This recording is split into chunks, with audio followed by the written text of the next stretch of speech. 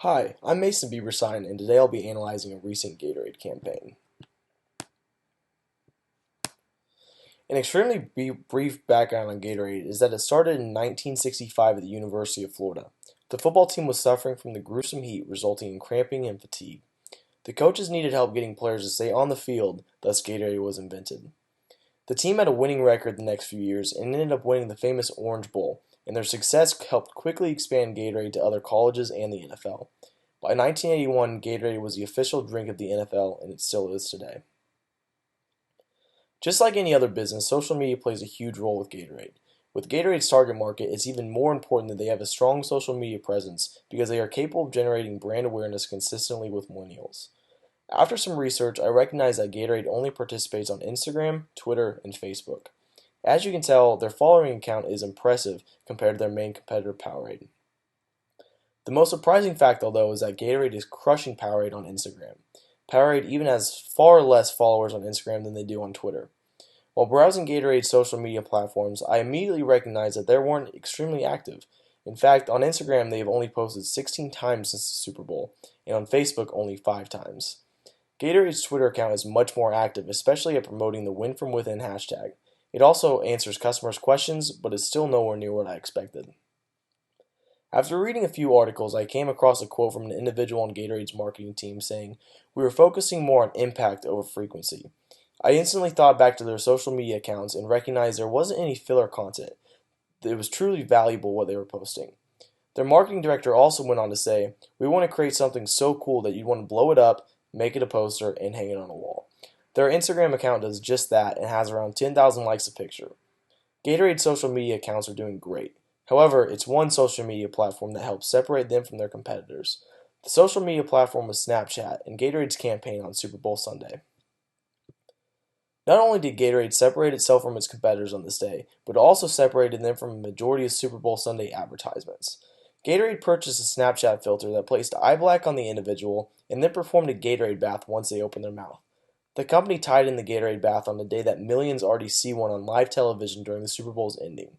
By recognizing the Gatorade bath phenomenon, they were easily able to generate brand awareness. On the one day of the year where people are actually interested in watching commercials, Gatorade was able to take a great deal of publicity away from that.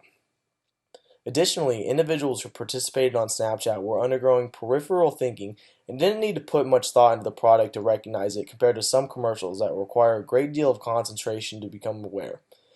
During the Super Bowl Sunday, people tend to watch it in large groups and hearing can become difficult, thus altering how a message is received. The Super Bowl had 115 million viewers this year, although Gatorade saw 160 million impressions by the end of Monday night and 100 million by the end of the Super Bowl. For advertising on Snapchat in just 48 hours, this is just an absurd number. Gatorade's target is said to be 13 to 24-year-old individuals of both genders. The main audience on Snapchat consists of 100 million daily active users and 60% of all smartphone users ages 13 to 34. You can immediately recognize the overlap in the target market and Snapchat's audience. Not only did Snapchat campaign reach 160 million impressions in 48 hours, but it did so with a large majority coming from their target market.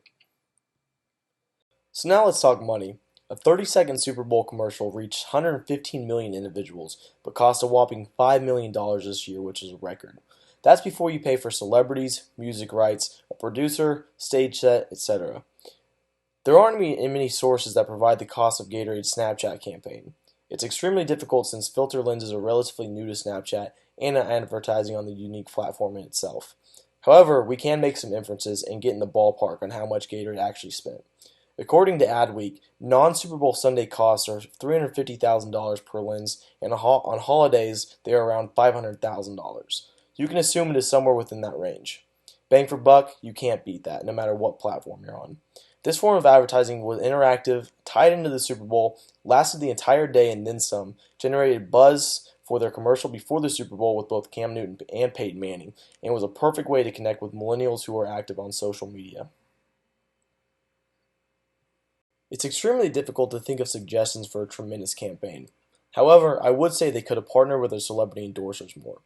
When you type in on Google anything related to the campaign, you'll find a video of Serena Williams participating in a Gatorade bath on Snapchat. It would have been awesome if Gatorade would have taken Peyton Manning, the winner of Super Bowl 50, who was in their commercial at the beginning of the game, to take a video of himself. It would have gone viral, and he would have been the face of the campaign, not Serena. Next, I would say find a way to make it not so repetitive. All my friends' Snapchat stories consisted of a Gatorade bath, and quite frankly, it kind of got annoying. Regardless of how annoying it was, it still did the job. I mean, months later, I'm still talking about it. I think they could have done it in both orange and blue Gatorade, the colors of the two teams, the Denver Broncos and the Carolina Panthers. And individuals could choose which Gatorade color they wanted depending on who they were rooting for or thought would win. Lastly, incorporating the famous win from within hashtag. Snapchat users are also active on different platforms. I saw a lot of saved Gatorade bath videos on Twitter, and if there was a win from within hashtag, it could have been boosted. The only word I can think to summarize the success of Gatorade's Snapchat campaign is absolutely. It's extremely rare to reach 160 million impressions in 2 days with one simple campaign and prove how Snapchat advertising can be utilized in a creative, interactive, and successful way. If you need to contact me regarding this presentation, you can reach me at masonbieberstein@gmail.com or at 316-259-9262. I'll be happy to answer any questions or issues regarding audio, video, or Gatorade's campaign. Thank you very much.